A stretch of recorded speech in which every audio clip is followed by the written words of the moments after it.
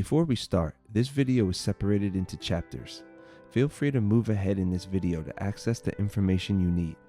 Please reference the timestamps labeled below on the progress bar or listed in the video's description. Today, I'll be showing you how to fill out a financial disclosure affirmation. You need this form for different reasons.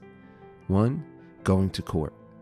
The first time you are summoned to court for child support, you'll be mailed the summons package. This package contains a financial disclosure affirmation form. It helps the court understand your income and expenses needed to establish a court order. Bring it filled out to court. 2. Your financial circumstances change. If your income decreases or increases by 15%, you can request a change to your child support order to match your new income. To request a change in your order, you need to petition the court and fill out the financial disclosure affirmation form. 3. Agreement process. You will also have to fill out this form if you decide to establish or modify an order using our agreement program. If you need the form, you can download it online at the link on the screen located in the description of this video. If you can't fill out the form completely, that's okay. Fill out as much as you can. The top section of the form lists the documents that you should bring with you to court. If you don't have all the documents, bring as many as you can. In the next section, provide the name of your county, file number, and docket number. Court date, time, and part. This can be found in your summons if you got one. If not, leave it blank. Then make sure to print your name here to acknowledge that the information you're providing is accurate. Continue to the income section. In this section, you will enter information about your employment. On the first line, write your employer's name. Or, if you work for yourself, write self-employed. On the line to the right, write the number of hours that you work each week. If it varies, it's okay to estimate. For gross income, fill in how much you make before taxes. For take-home income, fill in how much you make after taxes. On the next line, write any other income you receive. This might be from cash assistance, SNAP, or money you receive from renting a spare room. If you need documentation on your status, we can help you. Fill in the amount you make and how often. Also include the source of income, such as receipt of the amount of a benefit you receive. Enter the number of people that live in your current household with you.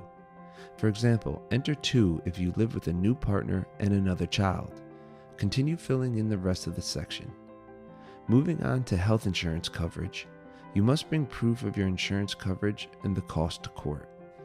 If you have health insurance available through employment but have not signed up for it, you still must bring proof of the coverage and cost. Bring the cost to add 1 or more children to your insurance. Fill in the appropriate box for how you receive your health coverage. If you do not have health insurance, check I don't have health insurance coverage located on the top of page 2.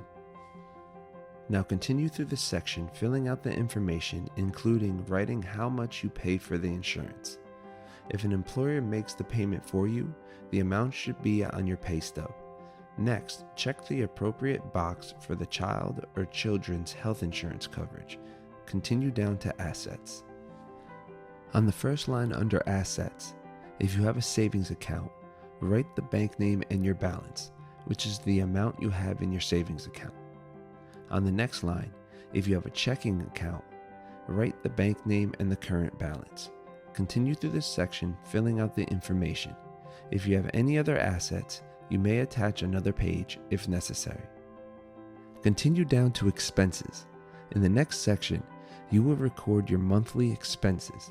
If an expense doesn't apply to you, you can leave the space blank or write NA. If you are self-employed, for example, a taxi driver, make sure to bring expenses related to the business, such as your trip sheets. Continue to the next section called loans and debt. If you don't have any loans or debt, you can leave this blank. If you have more loans or debt than can be listed here, you can attach another page. I hope you found this video helpful. Make sure to watch part 2 of this video series that covers the required documents that you must bring to court with you. The link for part 2 is available to click at the end of this video.